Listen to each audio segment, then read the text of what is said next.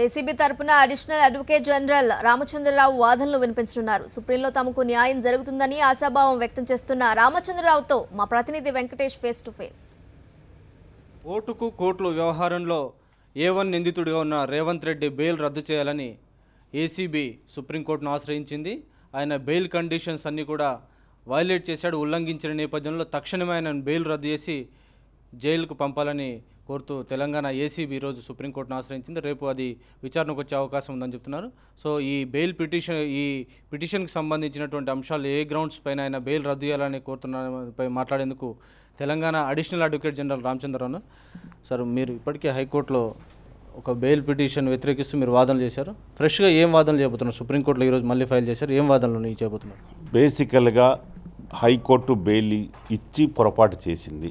అక్కడ మేము చెప్పిన మెయిన్ బలీయమైన ఆర్గ్యుమెంట్స్ ఏంటంటే ఈ A1 to A3 especially A1 ఒక నేర ప్రవృత్తి ఉన్నటువంటి వ్యక్తి, ఆయన బ్యాక్గ్రౌండ్ అటువంటి పర్సన్ 50 lakhs ఇవ్వంగా రెడ్ హ్యాండ్గా పట్టుబడ్డాడు.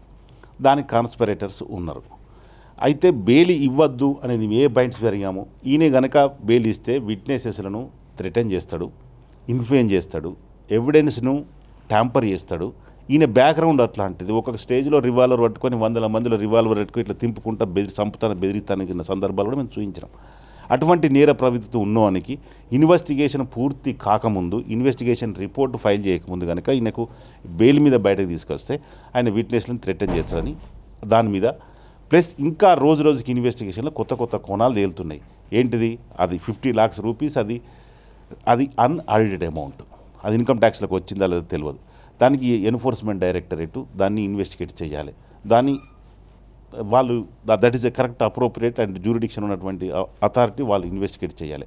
ఈ కొత్త కోణాలు వచ్చిన దృష్టిలో ఇంకా ఇన్వెస్టిగేషన్ కంప్లీట్ కాలేదు. ఇన్వెస్టిగేషన్ కంప్లీట్ కాకముందు మీరు బెయిల్ ఇవ్వడానికి లేదు అని హైకోర్టులో చెప్పాము. దాన్ని హైకోర్టులో చాలా సింపుల్గా లైట్గా తీసుకొని ఏదో క్యాజువల్ కేసులు, this is an exception and extraordinary case in view of the economic offences, grave men of the offences దృష్టిలో పెట్టుకొని చాలా ఎక్స్ట్రాడనరీ కేసు కాబట్టి దీనికి సీరియస్గా తీసుకొని మీరు బెయిల్ ఇవ్వద్దు అని చెప్పాం. ఆర్గ్యుమెంట్ గట్టిగా చెప్పాం. చెప్తే ఆయనే జస్టిస్ లెర్నెడ్ సింగిల్ జడ్జ్ అని లైట్గా తీసుకున్నాడు.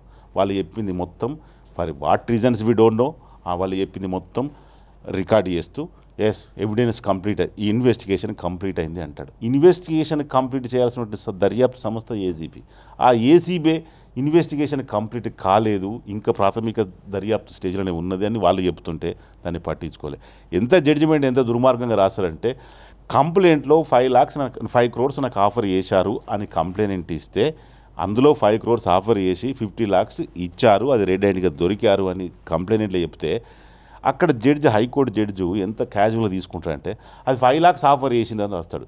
అంటే while he was dictating judgement at least minimum application of mind లేదు, క్యాజువల్గా ఆర్డర్ ఇచ్చాడు. అది అంత లైట్గా తీసుకున్నాడు కాబట్టి అది తప్పది. ఇటువంటి క్రిమినల్స్ బయటకు వస్తే ఇటువంటి ప్రమాదాలు ఉంటాయి కాబట్టి మేము సుప్రీంకోర్టుకు మేము చెప్పిన పాయింట్లు హైకోర్టు సీరియస్గా తీసుకోలేదు. In view of this extraordinary and exceptional సర్కమ్స్టెన్సెస్లో తీసుకోలేదని మేము సుప్రీంకోర్టులో వేసాం. సుప్రీంకోర్టులో ఏం గ్రౌండ్స్ తోటి మీరు ప్రధానంగా ఆర్గ్యూ చేయబోతున్నారు? అదే విట్నెసెస్లను ట్యాంపర్ చేస్తాడు, బెదిరిస్తాడు అని చెప్పిన విట్నెసెస్లను బెదిరిస్తాడని చెప్పాం కదా, ఇన్ఫ్లుయెన్స్ చేస్తామని హైకోర్టులో చెప్పాం కదా. దీనికి విత్ ఇన్ నో టైం బెయిల్కి వెళ్ళి మేము ఏదైతే హైకోర్టులో ఆర్గ్యూ చేశామో బెయిల్కి బయటకు వచ్చినాక 5 నిమిషాలకే ఆయన సీఎంను థ్రెటన్ చేస్తాడు. ఆయన ఉనికినే నిర్మూలిస్తాను, సీఎంను ఉనికినే నిర్మూలన చేస్తా అంటాడు, థ్రెటన్ చేస్తున్నాడు. ఇవాళ సీఎంను లాంటి పెద్ద ఒక ఎగ్జిక్యూటివ్ హెడ్ ఆఫ్ ది స్టేట్నే థ్రెటన్ చేసేటోడు రేపు విట్నెస్లను థ్రెటన్ చేయడా, రేపు ఇన్వెస్టిగేటివ్ ఆఫీసర్లను థ్రెటన్ చేయడా, రేపు ఎవిడెన్స్ను ట్యాంపర్ చేయడా? ఇగో మేము చెప్పిన ఆర్గ్యుమెంట్ హైకోర్టు వాళ్ళు తీసుకోలేదు. మేము చెప్పింది విట్నెస్లను థ్రెటన్ చేస్తారన్న గ్రౌండ్ ఆయన వచ్చినాక 5 నిమిషాలకే ప్రూవ్ చేసిండు. కాబట్టి ఇచ్చిన బెయిల్ని మీరు రద్దు చేయండి, దాన్ని స్టే చేయండి అని అడుగుతున్నాం. హైకోర్టు బెయిల్ ఇచ్చే సందర్భంలోనే కొన్ని షరతులు విధించింది. మీరు కోడంగల్ నియోజకవర్గం దాటి బయటికి రావద్దని. సో ఆ షరతులకు లోబడి ఆయన బెయిల్ ఇచ్చిన నేపథ్యంలో సుప్రీంకోర్టు మళ్ళీ మీ దాన్ని కన్సిడర్ చేసే అవకాశం ఉందంటారా? ఇప్పుడు మాకు 2 ఆప్షన్స్ క్లియర్ ఉన్నాయి. One option is to see that SLP is filed and bail granted is cancelled, set aside. ఇక్కడ మేము చెప్పే పాయింట్స్ మీద ఇప్పుడు మీకు చెప్పిన పాయింట్స్ మీద మేము ఆర్గ్యూ అయిపోతున్నాం. నెక్స్ట్ ఆయనకు బెయిల్ ఇచ్చినప్పుడు A1 to A3 బెయిల్ ఇచ్చినప్పుడు ఎస్పెషల్లీ A1 రేవంత్ రెడ్డి ఎక్కడ ఇమీడియట్గా బెయిల్ కాగానే చక్కగా కొడంగల్కు పోవాల్సింది. కొడంగల్కు ఇక్కడ నుంచి బయటకు పోవాలన్నా హైదరాబాద్ పోవాలన్నా కోర్టు పర్మిషన్ తీసుకునేదాకా ఆర్డర్ని చెప్పిండ్రు కోర్టు పర్మిషన్ తీసుకోక వస్తే bail it self liable to be cancelled అని.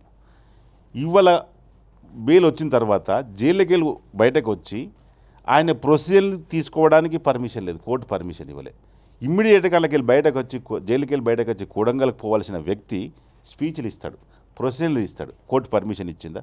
ఇవన్నీ బెయిల్ కండిషన్స్ వయలేషన్ చేసిండు.